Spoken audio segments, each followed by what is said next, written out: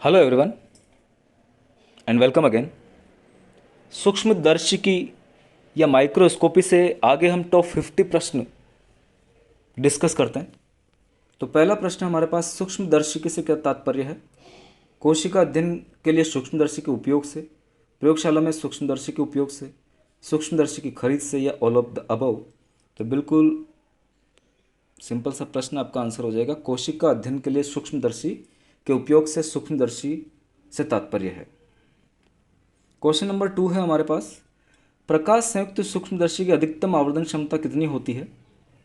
तो प्रकाश संयुक्त सूक्ष्मदर्शी की अधिकतम आवर्धन क्षमता जो है, अगर हम देखें तो maximum magnification power of compound light microscope is 2000, 1000, 500 और 100। तो ये लगभग 2000 होती है, आप याद रखेंगे।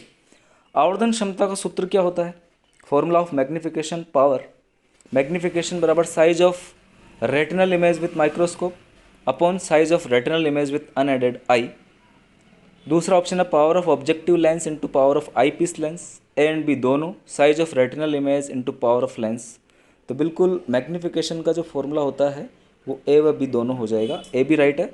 आप देखेंगे कि size of retinal image with microscope, microscope के साथ रेटिनल इमेज की साइज क्या है, और बिना माइक्रोस्कोप जब हम नेकेड आइज से देख रहे हैं तब रेटिनल इमेज की साइज क्या है, उन दोनों का जो अनुपात होगा वो मैग्निफिकेशन पावर होगी। Power of objective lens into power of eyepiece lens को जब अब हम मल्टीप्लाई करेंगे तब भी हमारे पास मैग्निफिकेशन पावर आ जाएगी। तो दोनों ही ऑप्शन आपके करेक्ट हो जाएंगे, A and B. Next question number 4 की आगे हम बात करते हैं। विभेदन क्षमता से क्या समझते हैं आप? What do you understand by resolving power? दो पास पास की वस्तुओं को अलग अलग दिखाने की क्षमता, सूक्ष्मदर्शी द्वारा उत्पन्न प्रतिबिंब की क्षमता, ए एंड बी दोनों, दृश्य प्रकाश की क्षमता। तो बिल्कुल रिजॉल्विंग पावर से हमारा मतलब है दो पास पास की जो वस्तुएं होंगी उनको अलग अलग दिखाने की जो क्षमता है वही रिजॉल्विंग पावर होती है। तो आपका आंसर हो जाएगा A. The power of showing different different और separate two closely present object, यानी पास पास उपस्थित वस्तुओं को, ऑब्जेक्ट को अलग अलग दिखाने की जो पावर है वही रिजॉल्विंग पावर कही जाएगी। विभेदन क्षमता को कौन सी इक्वेशन से दर्शाया जाता है? तो विभेदन क्षमता को या रिजॉल्विंग पावर को हम एबे इक्वेशन से दिखाते हैं। एबे, अर्नस्ट एबे, जो कि जर्मनी के वैज्ञानिक रहे हैं, और इन्होंने विभेदन क्षमता को नापने की जो इक्वेशन दी है उसे एबे समीकरण हम बोलते हैं। और एबे समीकरण आप सभी को याद रखना है, इनमें से कौन सा है, A B C D, all of the above. तो आप ढंग से देखेंगे तो आपको एबे इक्वेशन नज़र आएगी, L M is equal to 0.61 lambda upon N A. तो जो लिमिट ऑफ रिजोल्यूशन है, विभेदन विभेदन की जो सीमा है वो यहाँ पर एबे इक्वेशन से दी जाती है, या विभेदन क्षमता को भी हम यहाँ से दर्शा सकते हैं। एलम यहाँ पर क्या है उसकी भी हम बात करेंगे। तो एलम जो है लिमिट ऑफ रिजोल्यूशन है, वो लैम्बडा यहाँ पर वेवलेंथ है, और एन ए जो है वो न्यूमेरिकल अपर्चर है। न्यूमेरिकल अपर्चर की भी हम बात करेंगे कि ये किसके बराबर होता है। सबसे पहले आप एबे इक्वेशन यहाँ पर याद करेंगे कि एलम बराबर 0.61 लैम्बडा अपॉन एन ए।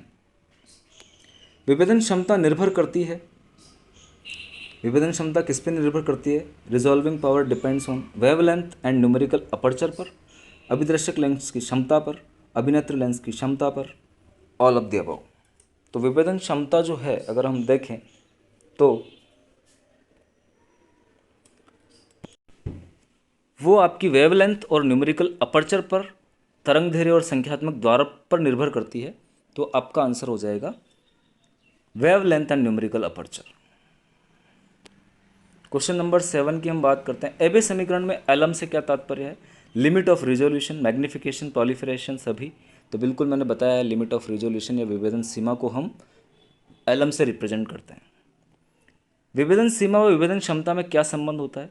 दोनों एक दूसरे के समानुपाती होती है। बोथ आर डायरेक्टली प्रोपोर्शनल, दोनों एक दूसरे के व्युत्क्रमानुपाती होती है। ए एंड बी दोनों, नन ऑफ दिस। तो दोनों एक दूसरे के व्युत्क्रमानुपाती होती है, इन्वर्सली प्रोपोर्शनल होती है। आप ध्यान देंगे जब विभेदन सीमा बढ़ेगी तो विभेदन क्षमता घटेगी। दोनों एक दूसरे के व्युत्क्रमानुपाती होती है। विभेदन क्षमता प्रकाशीय तरंगदैर्घ्य के होती है। तो रिलेशनशिप बताना आपको रिजॉल्विंग पावर और लाइट वेवलेंथ के अंदर, समानुपाती या व्युत्क्रमानुपाती या आधी आधी, ऑल ऑफ दिस। तो बिल्कुल यहाँ पर भी आप व्युत्क्रमानुपाती लगा देंगे कि विभेदन क्षमता जो है वो प्रकाशीय तरंगदैर्घ्य के व्युत्क्रमानुपाती होती है। लाइट कंपाउंड माइक्रोस्कोप में नीले रंग के फिल्टर का इस्तेमाल क्यों किया जाता है? तो सर्वाधिक विभेदन प्राप्त करने के लिए, सबसे कम विभेदन प्राप्त करने के लिए, दोनों एंड बी और नन ऑफ दीज। तो बिल्कुल सर्वाधिक विभेदन प्राप्त करने के लिए हम यहाँ पर नीले रंग का फिल्टर यूज करेंगे, क्योंकि जो विभेदन है वो तरंग दैर्ध्य के व्युत्क्रमानुपाती होता है। तो सबसे कम तरंग दैर्ध्य वाली तरंग अगर हम यूज करेंगे तो हमें विभेदन सबसे ज़्यादा प्राप्त होगा। तो हम नीले रंग का फिल्टर यहाँ पर यूज करेंगे। लगभग वो जो फिल्टर होता है वो 550 नैनोमीटर पर लगाया जाएगा, ये भी आप ध्यान देंगे। जो तरंग दैर्ध्य होगी नीले रंग की वो लगभग 550 नैनोमीटर तक होती है। आगे हम क्वेश्चन नंबर 11 की बात करते हैं। संख्यात्मक द्वारक न्यूमेरिकल अपर्चर किसके बराबर होता है? न्यूमेरिकल अपर्चर का फॉर्मूला आपको बताना है। एन ए बराबर n cos alpha, N A बराबर n sine alpha, N A बराबर n tan theta, N A बराबर एन साइन बीटा। तो बिल्कुल एन ए बराबर एन साइन अल्फा, और एन जो है यहाँ पर वो रिफ्रैक्टिव इंडेक्स है, आप ध्यान देंगे। जो मीडियम है उसका रिफ्रैक्टिव इंडेक्स एन से दिखाएंगे, और जो साइन अल्फा होता है वो साइन अल्फा की अगर मैं बात करूं तो वो अभिदृश्यक लेंस के द्वारा स्पेसिमेन के साथ बनाया हुआ सेमी एंगल का साइन है। यानी जो स्पेसिमेन है उसके साथ अभिदृश्यक लेंस जो कोण बनाएगा या सेमी एंगल बनाएगा उसका साइन वो हो जाएगा आपका साइन अल्फा। और उसका अधिकतम मान भी अभी हम देखेंगे 1 आएगा, क्योंकि लगभग साइन 90 तक वो कोण बन सकता है और साइन 90 का मान 1 होता है। वायु का अपवर्तनांक होता है रिफ्रैक्टिव इंडेक्स ऑफ एयर। तो बिल्कुल रिफ्रैक्टिव इंडेक्स एयर का 3, 4 ऑल या 1, तो 1 होता है। तो बिल्कुल आपको डायरेक्ट याद रखना है वायु का अपवर्तनांक 1 होता है। साइन अल्फा का अधिकतम मान कितना होता है? तो अभी मैंने बताया कि साइन अल्फा या 90 डिग्री की हम बात करेंगे तो साइन 90 का मान 1 होता है, तो इसका अधिकतम मान भी 1 हो जाएगा। कौन से तेल का अपवर्तनांक कांच के अपवर्तनांक के बराबर होता है? सीडारवुड ऑयल, ऑलिव ऑयल एंड भी दोनों, या ग्राउंडनट ऑयल? तो बिल्कुल दोनों का, सीडारवुड ऑयल का और ऑलिव ऑयल का। ऑयल इमर्शन लेंस में हम दोनों ऑयल का यूज करते हैं, क्योंकि इन दोनों का जो अपवर्तनांक है वो कांच के अपवर्तनांक के बराबर होता है, रिफ्रैक्टिव इंडेक्स के बराबर होता है। प्रकाश संयुक्त सूक्ष्मदर्शी में 100 अक्स का अभिदर्शक लेंस क्या कहलाता है? यहाँ पर आप 100 अक्स की बात करेंगे तो ये लेंस क्या कहलाता है? तेल निमज्जन लेंस या oil immersion lens, high power lens एवं भी दोनों, ऑब्जेक्टिव लेंस। तो बिल्कुल आप यहाँ पर लगा देंगे तो बिल्कुल आपका यहाँ पर आंसर हो जाएगा ऑयल इमर्शन लेंस। आप ए वाला ऑप्शन टिक कर देंगे, क्योंकि लो पावर लेंस अलग होता है, हाई पावर लेंस अलग होता है, और ऑयल इमर्शन लेंस 100 अक्स पे काम करेगा, क्योंकि यहाँ पर माध्यम के रूप में हम ऑयल यूज करते हैं। तो आपका आंसर हो जाएगा ए। सामान्यतः तेल निमज्जन लेंस के लिए एन ए का मान कितना होता है? लगभग। तो सामान्यतया ऑयल इमर्शन लेंस के लिए एन ए का मान 1.6, 1.8, 1.4, तो 1.4 होता है। 1.1 भी नहीं होता, 1.8 भी नहीं होता, 1.6 भी नहीं होता, 1.4 आप यहाँ पर आंसर लगाएंगे। लगभग 1.4 होता है ऑयल इमर्शन लेंस के लिए न्यूमेरिकल अपर्चर का मान। प्रकाश संयुक्त सूक्ष्मदर्शी की खोज किसने की थी? विल्सन एंड विल्सन ने, जे जैनसन और एच जैनसन ने, बोथ एंड बी और जिगमोंडी। तो बिल्कुल इसका आंसर हो जाएगा आपका जे जैनसन एंड एच जैनसन ने प्रकाश संयुक्त सूक्ष्मदर्शी की खोज की थी। वर्तमान प्रयोगशाला सूक्ष्मदर्शी किसने विकसित किया?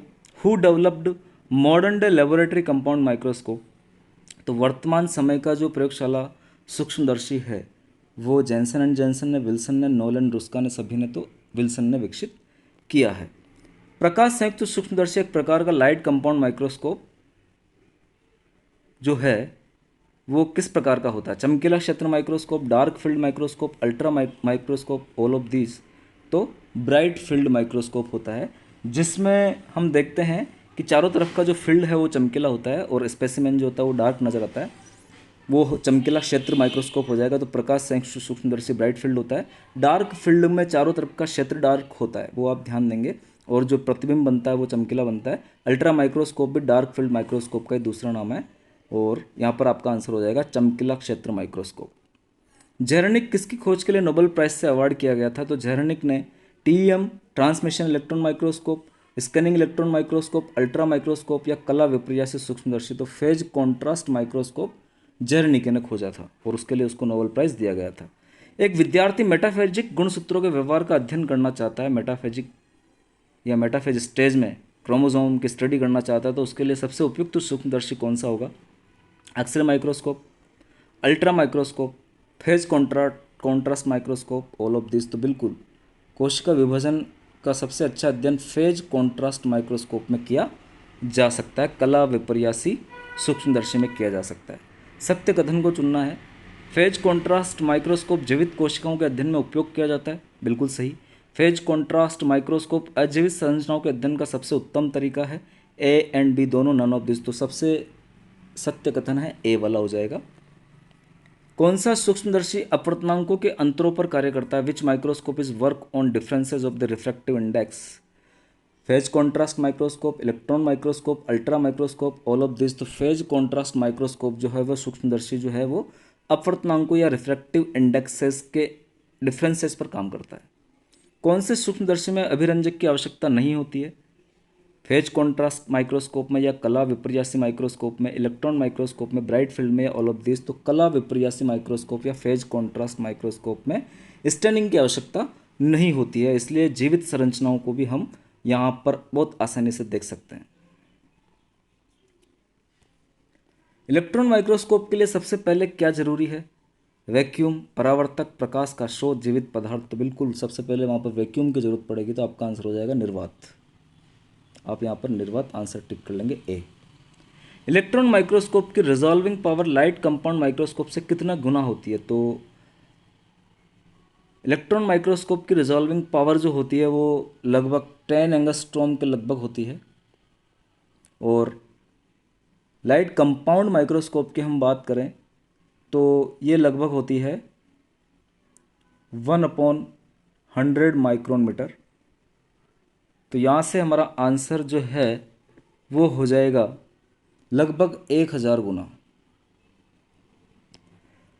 कौन से सूक्ष्मदर्शी का प्रयोग कोशिका के क्रियात्मक पहलुओं से, जैसे कोशिका विभाजन के अध्ययन में किया जाता है? तो अभी हमने देखा है मेटाफेजिक प्लेट में गुणसूत्रों का अध्ययन हमने कहाँ किया था? फेज कॉन्ट्रास्ट में किया था। तो आपका जो आंसर हो जाएगा वो फेज कॉन्ट्रास्ट हो जाएगा। यहाँ पर कला विपर्यासी सूक्ष्मदर्शी में हम कोशिका विभाजन या कोशिका के क्रियात्मक पहलू का बहुत अच्छे से अध्ययन कर सकते हैं। इलेक्ट्रॉन स्टेंस के रूप में, यानी इलेक्ट्रॉन अभिरंजकों के रूप में इलेक्ट्रॉन माइक्रोस्कोपी में क्या उपयोग में लिए जाते हैं जिनसे कॉन्ट्रास्ट इंक्रीज हो जाता है? तो बिल्कुल lipids, specialised proteins, soft metals, heavy metals. तो भारी धातुओं को यहाँ पर इलेक्ट्रॉन स्टेंस के रूप में इलेक्ट्रॉन माइक्रोस्कोपी में उपयोग किया जाता है। नेक्स्ट क्वेश्चन नंबर 29 की हम बात करते हैं। मनुष्य की आंख संयुक्त सूक्ष्मदर्शी व इलेक्ट्रॉन माइक्रोस्कोप की विभेदन क्षमता क्रमशः होती है 45 माइक्रोन, 1700 माइक्रोन, 2 लाख एंगस्ट्रोम।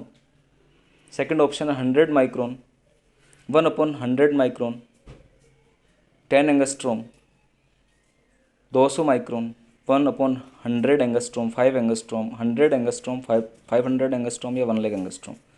तो बिल्कुल यहाँ पर आपका आंसर हो जाएगा 100 म्यू, 1/100 म्यू और 10 एंगस्ट्रोम। मनुष्य की आँख की जो विभेदन क्षमता होती है वो 100 म्यू होती है, संयुक्त सूक्ष्मदर्शी की 1/100 म्यू होती है, और इलेक्ट्रॉन माइक्रोस्कोप की 10 एंगस्ट्रोम होती है। क्वेश्चन नंबर 30 की आगे हम बात करते हैं। इलेक्ट्रॉन माइक्रोस्कोप में कौन से लेंस का उपयोग किया जाता है? कांच के लेंस का, विद्युत चुंबकीय लेंस का, दोनों का, सिलिकॉन लेंस का। तो यहाँ पर इलेक्ट्रोमैग्नेटिक लेंस जो है वो इलेक्ट्रॉन माइक्रोस्कोप में यूज किए जाते हैं। क्वेश्चन नंबर 31 की आगे हम बात करते हैं। इलेक्ट्रॉन सूक्ष्मदर्शी में किसका प्रयोग प्रतिबिंब बनाने में किया जाता है? प्रकाश किरणों का, इलेक्ट्रॉन पुंज का, एवं भी दोनों का, या नन ऑफ दिस। तो इलेक्ट्रॉन पुंज का इस्तेमाल हम प्रतिबिंब बनाने में करेंगे। इलेक्ट्रॉन सूक्ष्मदर्शी में जब टंगस्टन के बने हुए कैथोड पर उच्च वोल्ट दिया जाता है तो इलेक्ट्रॉन उत्पन्न होते हैं। उस वोल्टेज का मान कितना है? तो 50,000 से 1 लाख, 100 से 200, 1 लाख से 2 लाख, ऑल ऑफ दिस। तो 50,000 से 1 लाख का वोल्टेज वहाँ पर दिया जाता है, उससे इलेक्ट्रॉन उत्पन्न होते हैं। इलेक्ट्रॉन माइक्रोस्कोप में प्रतिबिंब कहाँ देखा जा सकता है? प्रतिदीप्त पर्दे पर, फोटोग्राफिक फिल्म पर, एवं भी दोनों पर, और कोई नहीं। तो दोनों पर हम देख सकते हैं, प्रतिदीप्त पर्दे पर भी देख सकते हैं और फोटोग्राफिक फिल्म पर भी देख सकते हैं। ट्रांसमिशन इलेक्ट्रॉन माइक्रोस्कोप संचरण इलेक्ट्रॉन सूक्ष्मदर्शी की आवर्धन क्षमता कितनी होती है? 1 लाख से 3 लाख तक, 100 से 1 लाख तक, 1000 से 1 लाख तक, 10,000 से 1 लाख तक। तो 1 लाख से 3 लाख तक ट्रांसमिशन इलेक्ट्रॉन माइक्रोस्कोप जो है वो मैग्नीफिकेशन कर सकता है। टीएम की खोज किसने की थी? ट्रांसमिशन इलेक्ट्रॉन माइक्रोस्कोप की खोज किसने की थी? तो बिल्कुल नोएल एंड रुस्का आपको लगा देना है, वो इलेक्ट्रॉन माइक्रोस्कोप की खोज करने वाले ही आपके नोएल और रुस्का है। टीएम जो है वो ट्रांसमिशन इलेक्ट्रॉन माइक्रोस्कोप, जो इलेक्ट्रॉन माइक्रोस्कोप का एक प्रकार है, सबसे पहले इसी को बनाया गया था, उसके बाद एसईएम को बनाया गया था, तो नोलन रुस्का हो जाएगा। टीएम से देखने के लिए पारदर्श के काट को कितना पतला होना जरूरी है, तो बिल्कुल टीएम से देखने के लिए पारदर्श का काट जो है वो 0.1 म्यू का होना चाहिए, 10 म्यू का होना चाहिए, 5 म्यू का हो या ऑल तो 0.1 म्यू का वो होना चाहिए। टीएम की सैद्धांतिक विभेदन क्षमता कितनी होती है, तो टीएम की सैद्धांतिक विभेदन क्षमता हम देखें तो 0.025 angstrom, 0.025 nanometre, 0.025 micron metre, 0.025 millimetre, तो 0.025 एंगस्ट्रॉम होती है।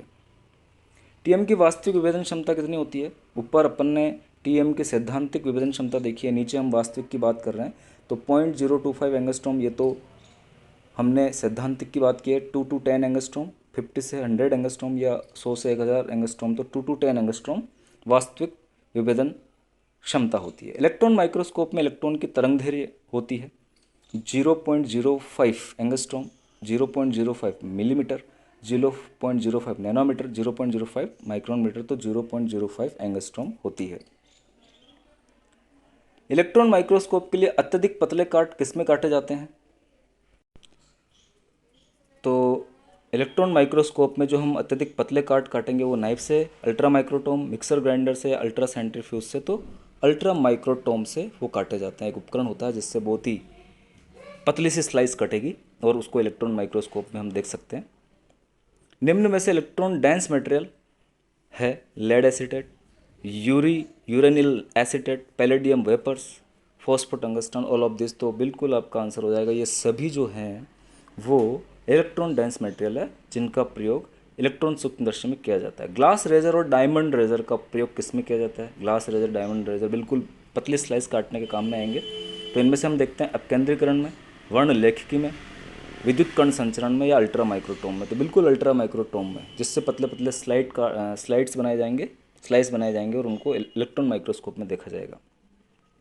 निम्न में से त्रिआयामी दृश्य किससे प्राप्त होता है, तो जो त्रिआयामी या 3D स्ट्रक्चर जो है उसकी हम बात करते हैं 3D स्ट्रक्चर की, तो वो टीएम से, एसईएम से, कंपाउंड माइक्रो सभी से, तो एसईएम स्कैनिंग इलेक्ट्रॉन माइक्रोस्कोप से आपको 3D स्ट्रक्चर प्राप्त होंगे और टीएम से जो स्ट्रक्चर मिलेंगे वो 2D मिलेंगे। तो ये फ़र्क होता है मेनली, आप देखेंगे टीएम और एसईएम में। कौन से इलेक्ट्रॉन माइक्रोस्कोप में इलेक्ट्रॉन पुंज प्रतिदर्श से पुनः परावर्तित हो जाती है, परागमित नहीं होती है, तो टीएम, एसईएम एवं भी दोनों लाइट माइक्रो, तो एसईएम स्कैनिंग इलेक्ट्रॉन माइक्रोस्कोप में जो इलेक्ट्रॉन माइक्रोस्कोप का ही एक प्रकार है, इलेक्ट्रॉन पुंज प्रतिदर्श से या प्रादर्श से पुनः परावर्तित हो जाती है, परागमित नहीं होती है, यानी वापस लौट जाएगी, उसके आर पार नहीं निकलेगी। एसईएम की खोज किसने की थी, तो एसईएम की खोज करने वाले वैज्ञानिक आपके हो जाएंगे नोल, रुस्का, जेरेनिक एवं भी दोनों, तो केवल नोल आप याद रखेंगे, 1935 एसईएम की खोज करता है। किस इलेक्ट्रॉन माइक्रोस्कोप में स्पेसिमेन को तरल प्रोपेन में डुबोया जाता है, फिर इसे अल्कोहल -70 डिग्री से निर्जलीकृत या डिहाइड्रेटेड किया जाता है, TM, SEM, light microscope, phase contrast microscope, तो ये स्पेसिफिकेशन हम एसईएम में करते हैं, स्कैनिंग इलेक्ट्रॉन माइक्रोस्कोप में करेंगे।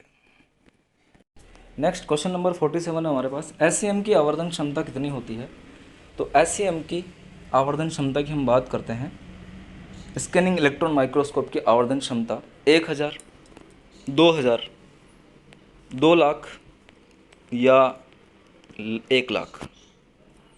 तो एसईएम की आवर्धन क्षमता जो होती है वो लगभग 2 लाख होती है। आप यहाँ पर आंसर लगा देंगे आपका सी।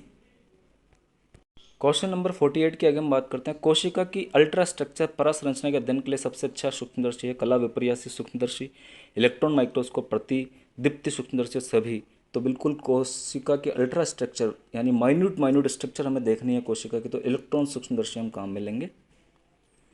प्रकाश संयुक्त सूक्ष्मदर्शी जिसमें 15 अक्ष का अभिनेत्र लेंस और 45 अक्ष का अभिदर्शक लेंस का आवर्धन होगा, तो बिल्कुल हमने फॉर्मूला देखा है, 15 × 45 बराबर 675, तो आपका आंसर आ जाएगा यहाँ पर 675। कौन सा अभिरंजन इलेक्ट्रॉन माइक्रोस्कोप में उपयोग में लिया जाता है, एसिटोकार्बाइन, सैफरनिन, ऑस्मियम टेट्रा ऑक्साइड, तो बिल्कुल ऑस्मियम टेट्रा ऑक्साइड या ऑस्मिक एसिड भी यहाँ पर काम में लेते हैं, ऑस्मियम टेट्रा ऑक्साइड आपका आंसर हो जाएगा। तो डियर स्टूडेंट्स, ये 50 इंपॉर्टेंट क्वेश्चन मैंने माइक्रोस्कोपी से कराए और मैं आशा करता हूँ कि आपके तीनों माइक्रोस्कोप जो है वो लाइट माइक्रोस्कोप हो या इलेक्ट्रॉन माइक्रोस्कोप हो या फेज कॉन्ट्रास्ट हो, इन क्वेश्चंस में से कंप्लीट हो जाएंगे। आगे हम इसी प्रकार से मल्टीपल चॉइस क्वेश्चंस की सीरीज कंटिन्यूस रखेंगे। आप अच्छे से इन सारे क्वेश्चंस को समझिए और इन्हें कंठस्थ करिए। बहुत बहुत धन्यवाद।